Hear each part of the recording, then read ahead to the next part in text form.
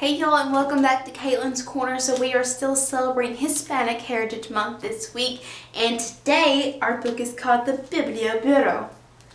The Biblioburro. So if you're ready, we're going to get started. The Biblioburro. Deep in the jungles of Colombia, there lives a man who loves his books. His name is Luis. Do you see the man? There's the man.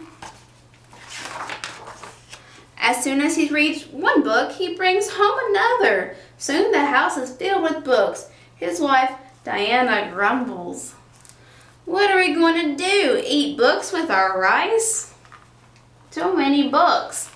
I say no such thing as too many books, but that's just me. Luis thinks long and hard. At last, an idea pops into his head. I can bring my books into the faraway hills to share with those who have none. One bureau can carry books, and another bureau could carry me and more books.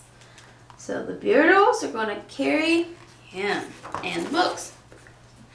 Luis buys two sturdy little bureaus. He names them Alpha and Beta.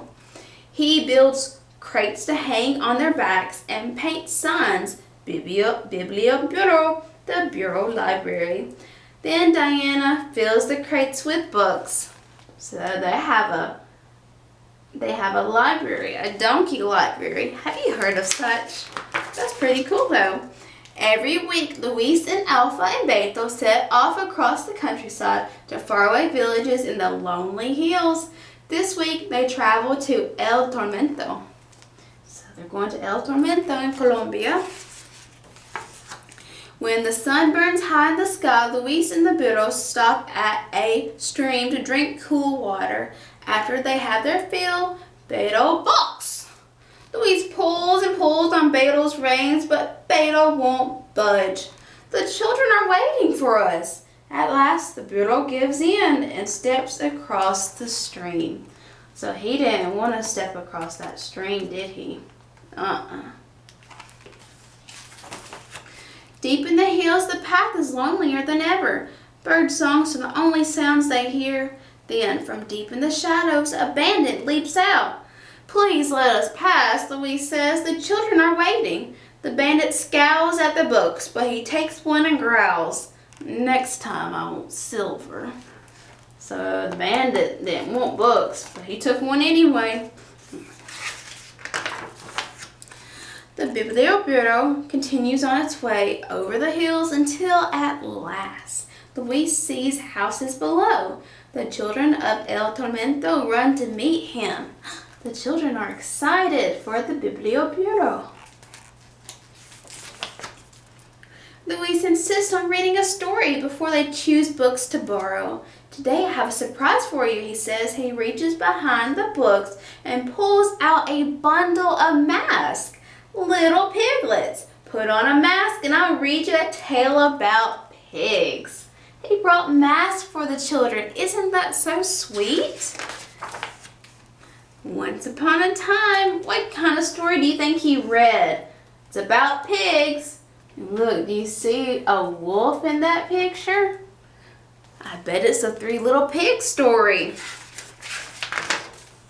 When the story ends, it's time for everyone to choose a book.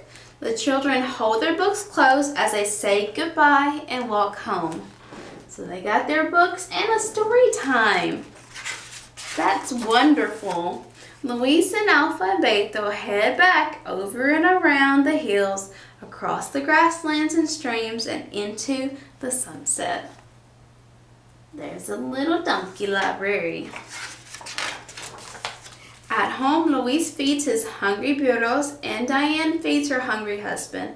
But then, instead of sleeping, Luis picks up his book and reads deep into the night. So there's Luis reading after a long day. And far away in the hills, candles and lanterns burn as the children read borrowed books deep into their night too.